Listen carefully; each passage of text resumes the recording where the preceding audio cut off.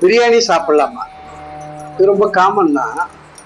ஆனா பாருங்க, இது யாரு, எவ்வளவு, எப்படி சாப்பிடணும் அப்படின்றது அதை பத்தி தெரிஞ்சுக்கலாம். ஹாய், ஐம் டாக்டர் செல்ல செந்தமிழ் செல்வம் நடந்தாங்க. ஒரு ஹெல்த்தி பர்சன் வந்து பிரியாணி சாப்பிட்றது வந்து மாசத்துக்கு இல்லை ஒன்று ஒரு 2 தடவை சாப்பிடலாம். அளவு கம்மியாக பண்ணிக்கல, ஏன்னா அதில் ஆயில்லாம் இருக்கிறதுனால நல்லா கம்மியாக சாப்பிட்றது உடம்புக்கு வந்து ஆரோக்கியம். அடுத்து ரெண்டாவது பார்த்தீங்கன்னா டயபெட்டிக் பேஷண்ட்டு. டயபெட்டிக் பேஷண்ட்டு ரொம்ப முக்கியம்.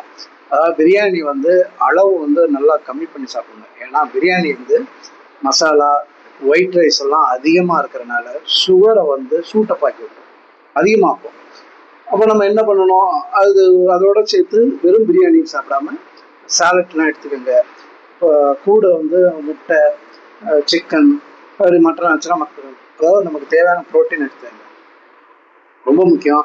அதில் ஸ்வீட்லாம் வைப்பாங்க, அதை வந்து தவிர்த்துக்கோங்க டயபெட்டிக் பேஷண்ட்டு.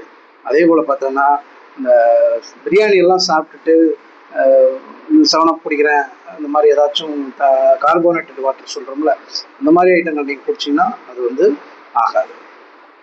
அடுத்து பார்த்தீங்கன்னா ஹைப்பர் டென்ஷன் பிரஷர். அவங்க என்ன பண்ணு பார்த்தீங்கன்னா ரொம்ப அளவு கம்மியாக தான் சாப்பிடணும். ஏன்னா அதில் வந்து ஆயில் இருக்கும், உப்பு இருக்கும். இதனாலே வந்து ப்ரெஷர் பேஷண்ட் வந்து நம்ம வந்து ரொம்ப கம்மியாக சாப்பிட்றது உடம்புக்கு ஆரோக்கியம். அடுத்து உடம்பு குறைக்கணும்னு ஆசைப்படுறாங்கல்ல, அவங்களும் அதை வந்து கலோரி எல்லாம் அதிகமாக இருக்கிறதுனால நீங்கள் அதை சாப்பாடை வந்து கண்ட்ரோல் பண்ணிக்கிட்டீங்கன்னா ரொம்ப நல்லது. அளவோடு சாப்பிட்டா எல்லாமே நல்லது, ஆரோக்கியமாகவும் இருக்கலாம்.